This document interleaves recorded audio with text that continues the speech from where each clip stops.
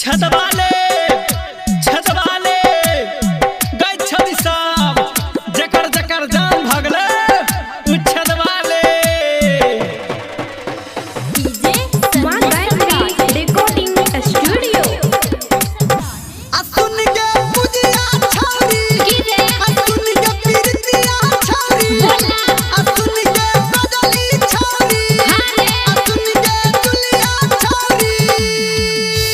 गे माय हे गे घूमै छी हम टोला टोला अच्छा आ जहनै छी सब भेद तो बता ना। आ देख सामान के आगा पीछा हाँ कोहरै छी हम छेद गे माय की नाम छौरे तो सुन के छौरिया छदिया हमर नाम छदाल अपन दुनु कान गे छौरिया छदिया हमर नाम छदाल अपन दुनु कान दर्द नहीं हेतौ नहीं के दुखेतौ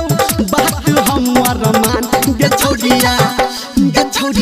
छदिया हमर नाम छदाल अपन दुनु कान गे छौरिया छदिया हमर नाम छदाल अपन दुनु कान बुझली गे गे माय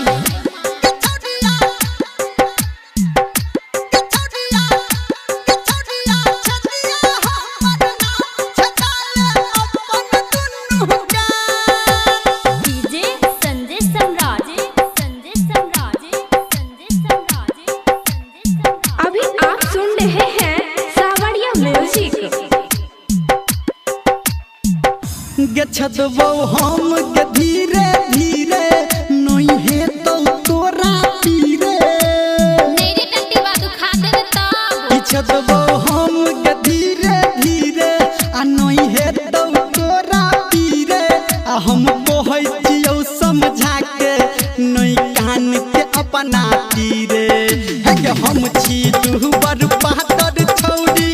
तू छी गे जवान गे छौरिया छदिया हमर नाम छदाल अपन दुनु कान गे छौरिया छदिया हमर नाम छदाल अपन दुनु कान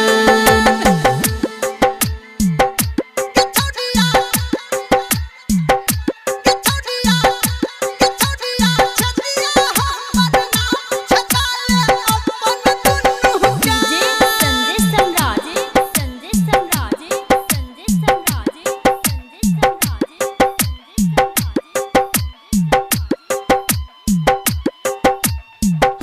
गे हम तो जान छी जा तू टोना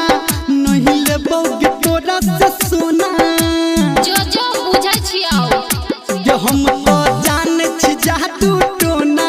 नहीं लेबौ गे तोरा से सोना आ तू जे देबही हम रखबौ सुन सुन गे छौरी मोना धर्मेंद्र निरमलिया गाबौ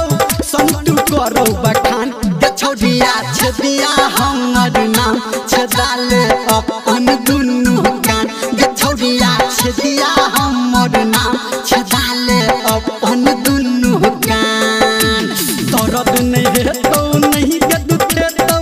बात हमर मान गे छौरिया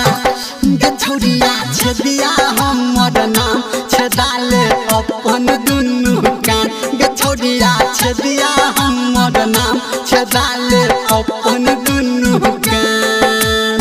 छदाल न गे गे माय